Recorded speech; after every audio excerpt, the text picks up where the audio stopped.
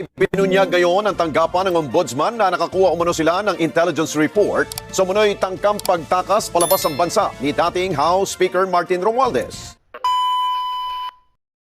Breaking news, dahil itong si Martin Romualdez at itong si Zaldico ay nag-announce na ang ombudsman na sasampahan na sila ng kaso. Ayan, nag-breaking news kanina na ito raw si Martin Romualdez ay nagtanggang tumakas palabas sa bansang Pilipinas. Yan po ang ating itatalakay ngayon. No? Tingnan lang natin kung itong ombudsman na inilabas na statement nila, itong si Clavano, no? Na siya yung spokesperson ng ombudsman. Alam naman natin yung ombudsman na si Rimulya ay hindi na tayo masyadong naniniwala sa mga gimmick nito. Hindi muna tayo maniniwala na ito ay siseryosohin nila na si Martin Romualdez ay sasampahan na raw nila ng kaso. Tingnan lang natin kasi it's better said than done, di ba? Dapat totohanin muna nila. Dapat makakita muna tayo na si Martin Romualdez ay talagang kagaya ng ginawa nila ni Marcoleta at ni Mike Defensor na talagang kinulong nila, no? Kasi po non-bailable naman 'yan, no? Kung sasampahan nila ng kaso na corruption, plunder o kung ano mang isampa nila, tingnan lang natin. Kasi ang sabi ng iba ay gimmick na naman 'yan para may pangsona itong ating bangag na presidente, di ba? Tingnan natin kung ano ang laman nito at magre-react tayo. Play. The Office of the Ombudsman is set to file 2 separate complaints for preliminary investigation against former House Speaker Martin Romualdez, Mr. Elizaldico, and several other. Wag puros kuda ha kasi nakakaumay na eh. Anong ibig kong sabihin? Nung DOJ pa kayong dalawa ni Rimulya noon, mahilig kayo sa kuda ng bibig ninyo, no? So, ang gusto ng taong bayan ay action, hindi puro salita ha. One for plunder under Republic Act number 7080 and another for violation of the Anti-Money Laundering Act as amended. Let me be precise about what this announcement means and what it does not mean. A complaint for preliminary investigation is not a conviction. It is not, at this stage, a formal charge before a court. It is the office's determination that the evidence gathered is substantial enough to warrant a full and formal inquiry into whether or not the case should be filed in court. Every respondent will be given the opportunity to answer. The presumption of innocence stands, as it must, unless and until proven otherwise in the proper forum. At this point, we will ask the respondents, including former Speaker of the House, Martin Romualdez, to answer the allegations contained in the complaint and put forth his defense. Once we receive his defense and that of his co-respondents, the case will be submitted for resolution and the decision will lie with the panel of prosecutors whether or not the case should be filed in the Sandigan Bayan. I would like to assure the public that this office follows the evidence where it leads, regardless of the office once held, the influence still wielded, or the political weight of the name involved. Our investigation identifies former Speaker Romualdez as the central figure in a scheme built on the diversion of public funds meant for flood control projects. Funds that were supposed to shield Filipino communities from the very floods that year after year take their homes, their livelihoods, and too often their lives. His co-respondents in this complaint include former Congressman Zaldico, among others. At the core of this case is the testimony this office does not take lightly. Sworn statements from 8 individuals who formerly served as Mr. Ko's own security personnel. People who were present, who moved with him, who witnessed the exchanges firsthand, detailing the amounts delivered from Mr. Ko to former Speaker Romualdez. This is not hearsay passed down secondhand. It is a first-hand account from those who were there. That testimony does not stand alone. It is corroborated by an independent evidentiary trail from money exchange companies to bank transfers to shell companies, all using personalities tied to the former Speaker Martin Romualdez. The former security personnel of Mr. Zaldico record the first trace of money from Mr. Zaldico to the former Speaker. Investigation yields, however, that the money trail did not stop there. In an apparent attempt to cover up the extraordinary wealth, the money was exchanged, commingled, and laundered through an elaborate scheme. The result? Numerous luxury houses and condominiums, extravagant investments in different industries, and enough money left to change narratives, buy opinions, and attempt to destroy and manipulate evidence. Records drawn from the Anti-Money Laundering Council, money service businesses, and corporate structures that our investigators allege were used as an instrument in this scheme, when read together, tell one consistent story. Further, despite a precautionary whole departure order issued by the Sandigan Bayan, this office has received credible intelligence reports that former Speaker Martin Romualdez has not ceased attempting to leave the country. The office calls on all relevant agencies to make sure that this does not happen. Let me make this clear. We are not done collecting evidence. We are not done filing cases. The investigation reveals more and more each day and each week. To look away at this point is contrary to the very mandate of this office.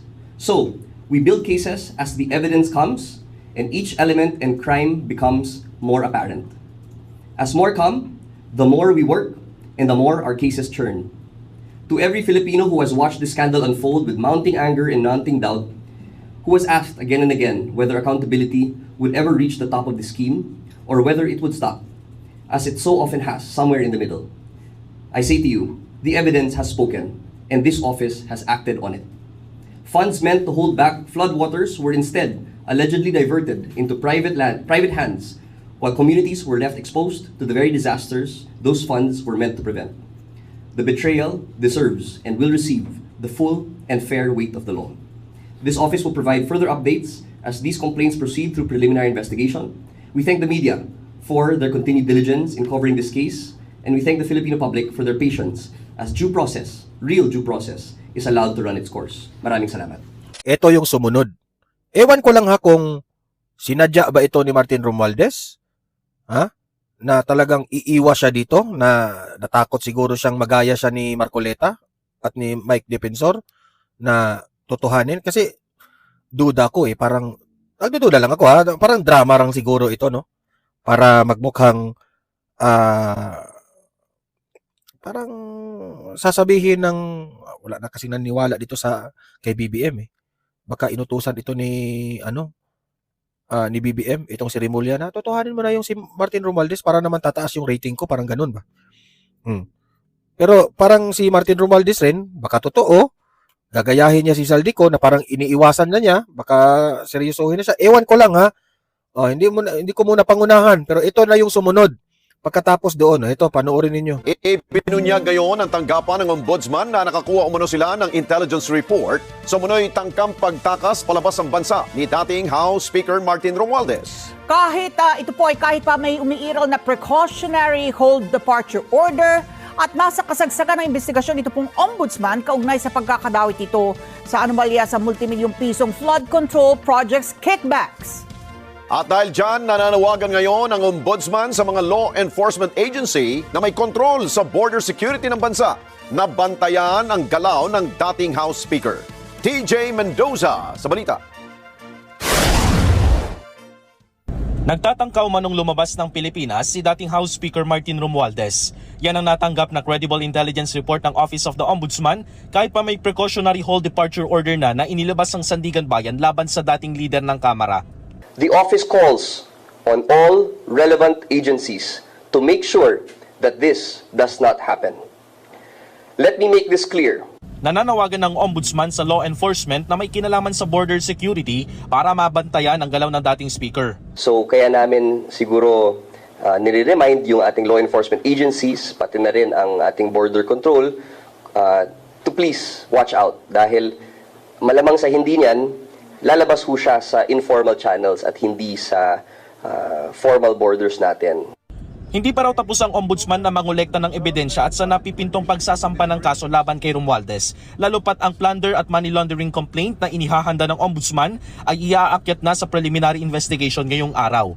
Ibig sabihin, hihingan na ng counter affidavit o kontrasalaysay ang dating speaker para mailatag nito ang depensa sa mga reklamong iniuugnay sa kanya na isa siya sa nasa likod ng maanumalyang flood control scandal. Pagkatapos, sasabihin absuelto.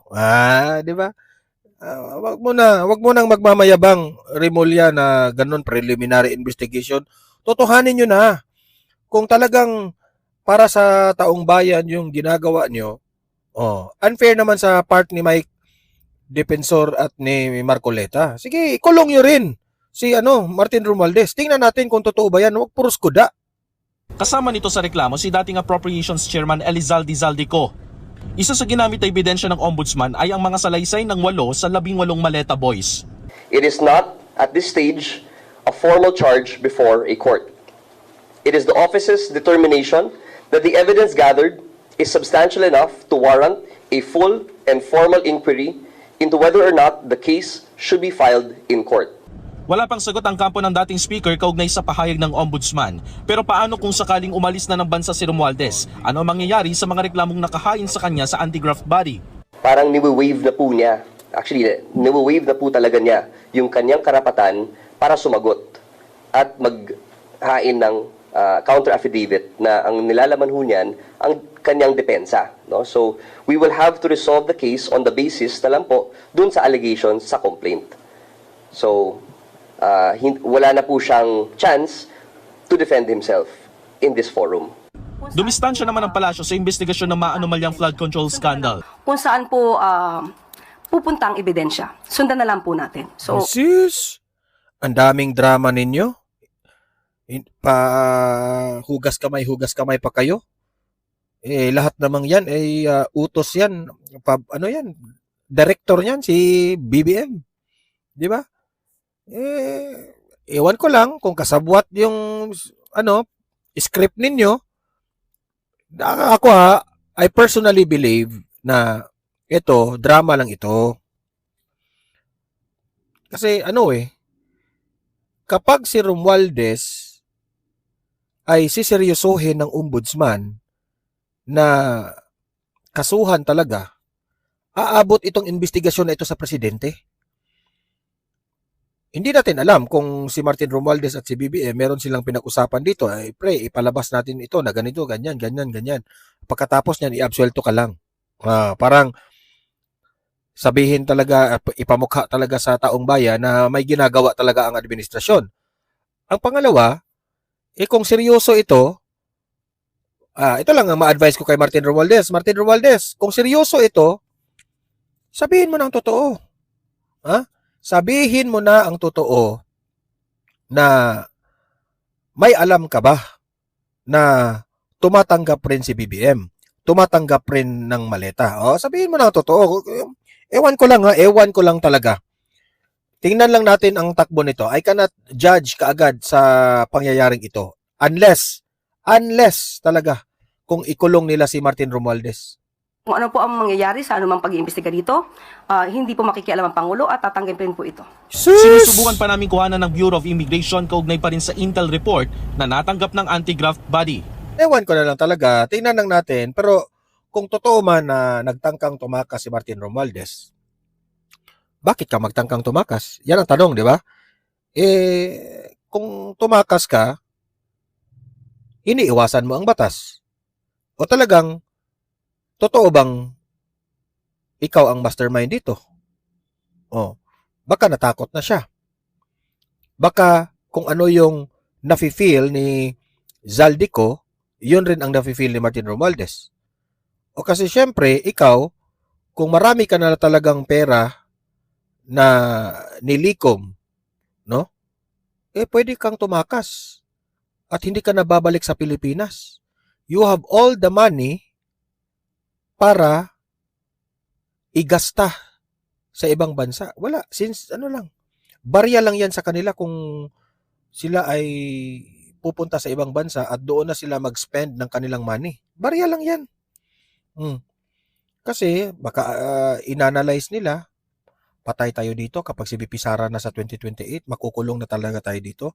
Kaya sa simula pa lang ngayon, tatakas na tayo. Pwedeng ganun, ha? Pwedeng ganun. No? Nag-analyze lang tayo, ha? Pwedeng ganun ang mangyari, kaya tatakas na sila. Ewan ko na lang. Let us, gawa lang tayo ng parang scenario na posibleng ganun ang mga mangyayari.